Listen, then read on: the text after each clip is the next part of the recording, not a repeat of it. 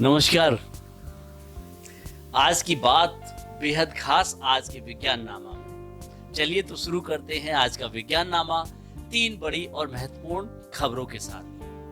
2 खबरें जहां स्पेस से जुड़ी हुई है, यानी कि परलोक से। परलोक का मतलब है कि 2 खबरों में एक तो मैन मेड है और एक है प्राकृतिक। इन प्राकृतिक और मैन मेड में बहुत सारी चीजों को हम देख सकते हैं और समझ भी सकते हैं। पहली बात करते हैं मंगल ग्रह की। यूं तो पृथ्वी पर जब एक बार समय ऐसा आएगा कि जब तापमान कम हो जाएगा, ऐसी परिस्थितियों में हम लोग क्या करेंगे? कहाँ तो जीवन बचेगा, तो मानव सभ्यता को बचाने के लिए हम जगह ढूंढ रहे हैं दूसरे किसी ग्रह पर जहां जीवन उपलब्ध हो सके, चाहे वो चंद्रमा पर हो या मंगल ग्रह पर। अभी फिलहाल हमारा टारगेट सीधा मंगल ग्रह पर है। नो तो झील की बात करें तो 2 साल पहले एक झील ऑलरेडी हम प्राप्त कर चुके हैं, लेकिन उस झील में थोड़ा सा नमकीन पानी माना था कि नमकीन पानी है। जैसा कि अभी लोनार झील और दूसरी अन्य जो इराक ईरान वाली जो झीलें हैं, उन सब में पानी लाल रंग का हो जाता था एक विशेष बैक्टीरिया के कारण से। वो तो एक अलग बात होगी, लेकिन वो भी नमकीन थी।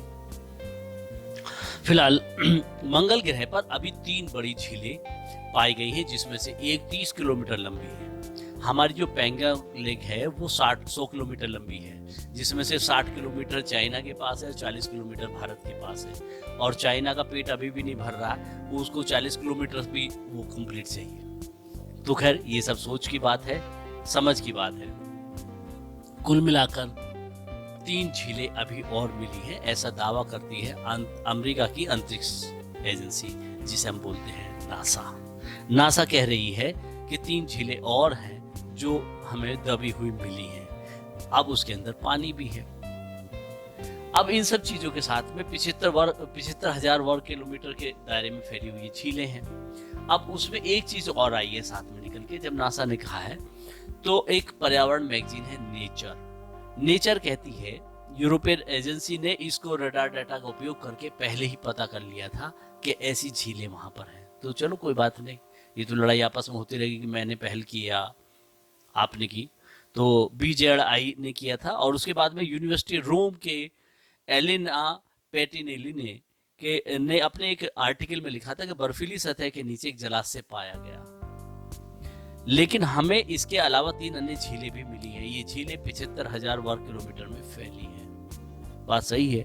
सबसे बड़ी झील जो तीनों के बीच में स्थित है 30 किलोमीटर लंबी है, जबकि 3 छोटी झीलें कुछ ही किलोमीटर चौड़ी हैं, यानी कि किलोमीटरों में है, तो बड़ी तो है ही, झीलें हैं। अब इस पर मंगल पर जो स्तर की बात है और जो रिपोर्ट की बात है, उस रिपोर्ट में एक बात कही गई है। सबसे महत्वपूर्ण बात यह है कि अगर 20% से ज्यादा नमक हुआ तो क्या वो जीवन के उपयोगी होगा? ये एक क्वेश्चन मार्क है।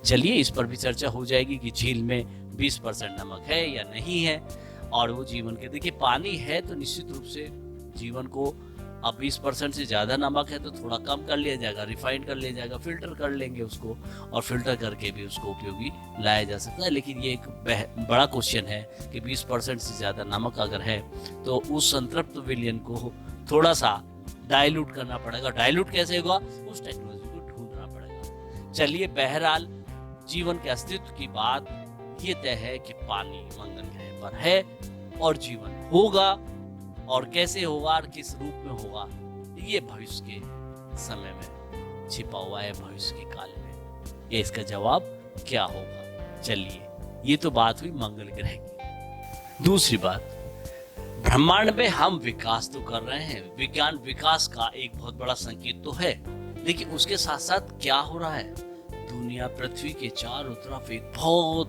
बड़ा मलबा तैयार हो रहा है अंतरिक्ष में, स्पेस में। 16 करोड़ टुकड़े अंतरिक्ष में फैले पड़े हैं चारों तरफ।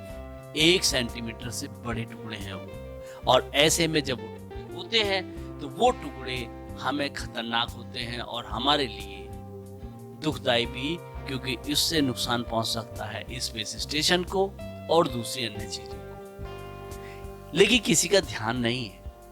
अंतरिक्ष में फैले हुए इस मलबे से जो पर्यावरण को नुकसान हो रहा है उस पर किसी का ध्यान नहीं है। पहला नुकसान तो हम अपने लिए ही कर रहे हैं कि जितने भी हमारे सैटेलाइट्स हैं वो डैमेज हो सकते हैं।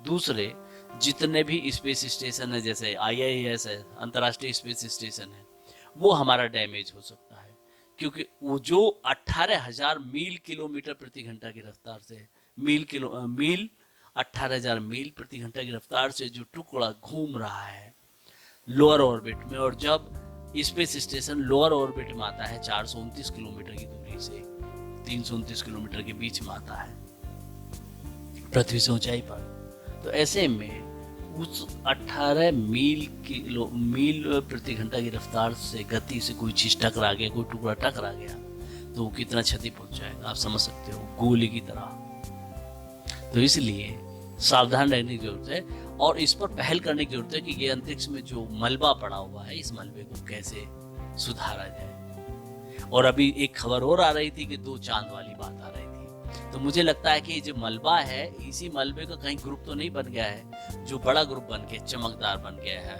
और सूरज की लाइट पड़ने पर 180 डिग्री पर जब नीचे होगा अंधेरे में तो वो चांद की तरह चमकेगा। तो मुझे लगता है कि दूसरा चांद एक आर्टिफिशियली होगा, जो मलबे का एक स्लॉट होगा, जिस पर जो 1966 के से जो शुरुआत मलबे की हुई थी लगभग, तो उस मलबे का इफेक्ट शायद पड़ सकता है, और इसीलिए वो दूसरा चांद है। तो कुल मिलाकर अब इसमें एक पहल की है, एक स्पेस वार भी संभावना है होने की, चाइना उसमें रूल में है, और उसके बाद में स्पेस वॉर में ग्रेट ब्रिटेन ने पहल की है कि भैया पहले मलबा हटा लो, इस मलबे को ठीक कर लो, अदरवाइज ये हमारे लिए घातक होगा। तो वहां लड़ाई लड़ने की जरूरत ही नहीं है, हमारा विज्ञान ने जो तरक्की करी और उसके बाद जो वेस्ट बचा वो वेस्ट ही हमें खत्म कर देगा। इसलिए उस स्पेस वार में ज्यादा मेहनत करने की जरूरत नहीं है, अपना आप ही हो जाएगा समय के साथ में। जो उसमें कूदेगा वही उसमें डूबेगा।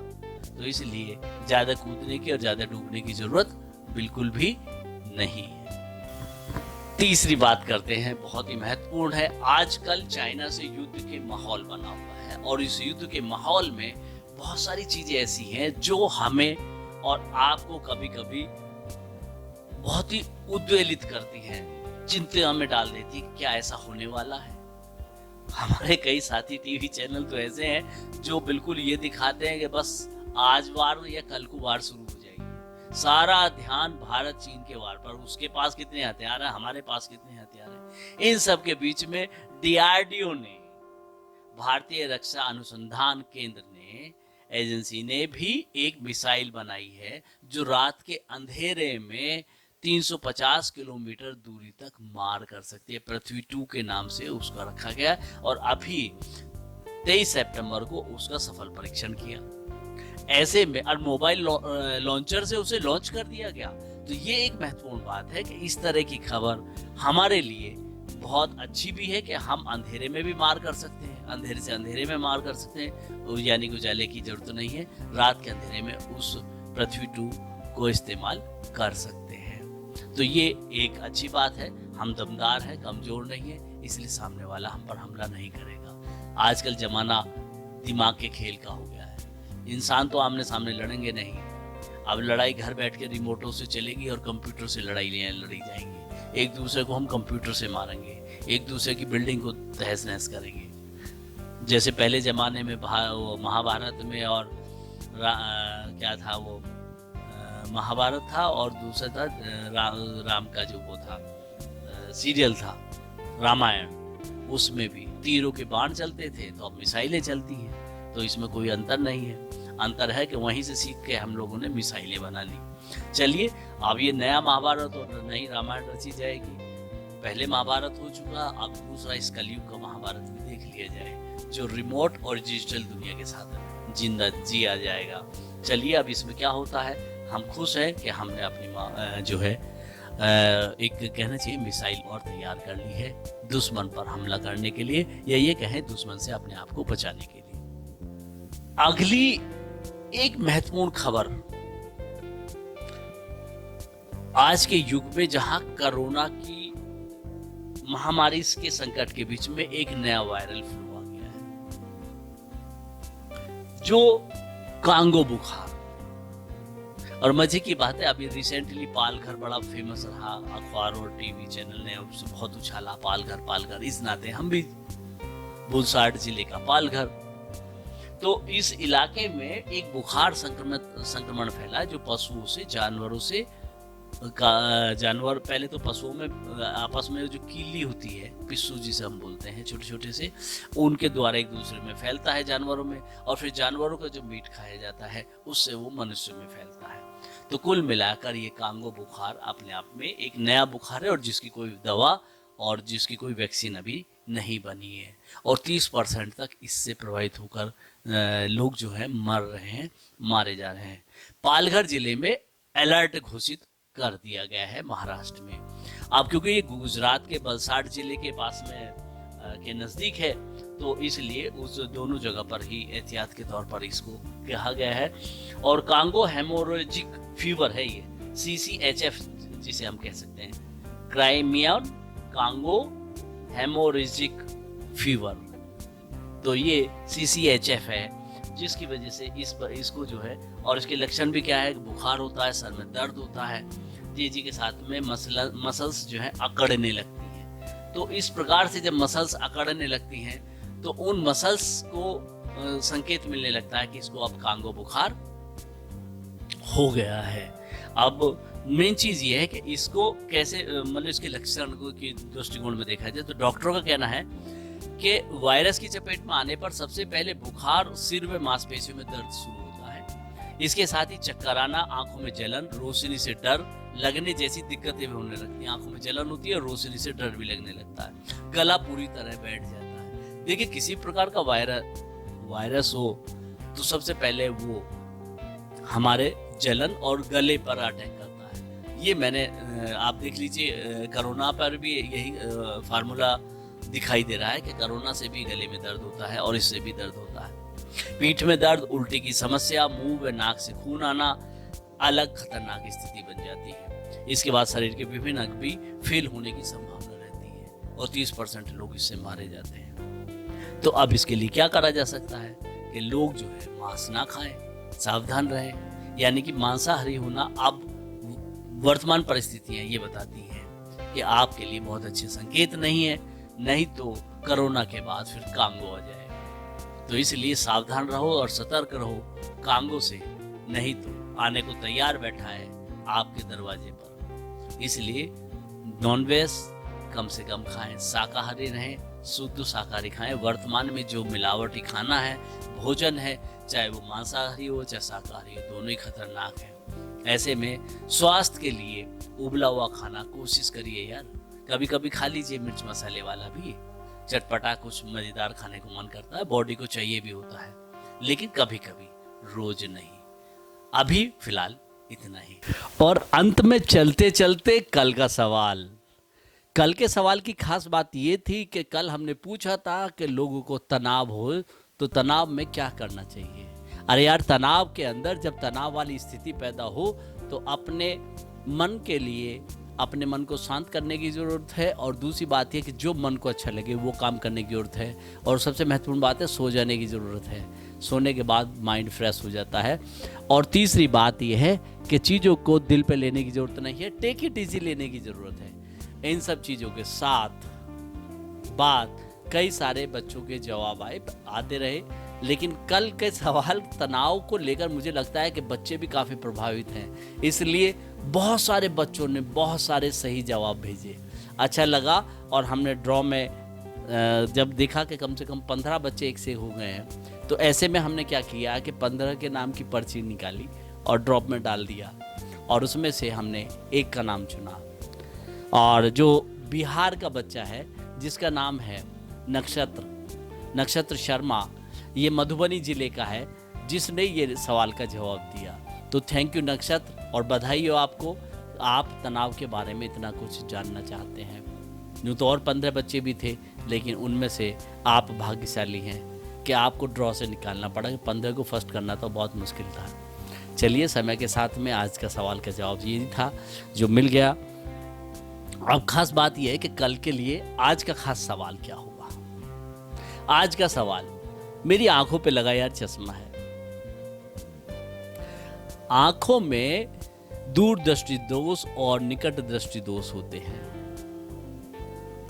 जब सामान्य रूप से 50 साल की उम्र के बाद चश्मा चढ़ता है, और जब हमें पढ़ने के लिए कौन से लेंस की ज़रूरत होती है, तो आँखों में जब पढ़ने में दिक्कत आने लगे तो कौन सी लेंस की ज़रूरत होती है।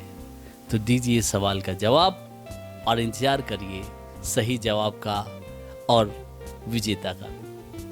आज के लिए बस इतना ही। खास विज्ञाननामा में देखते रहिए, हंसते रहिए, मुस्कुराते रहिए विज्ञाननामा को, और स्वस्थ रहिए। और हाँ, कल हमने जो शानदार कविता पढ़ी थी, दूसरों से जलना बंद कर दीजिए, बहुत खुश रहोगे ज़िंदगी में, और दूसरों से ईर्ष्या करना बंद कर दीजिए, और ज़्यादा खुश हो जाओगे।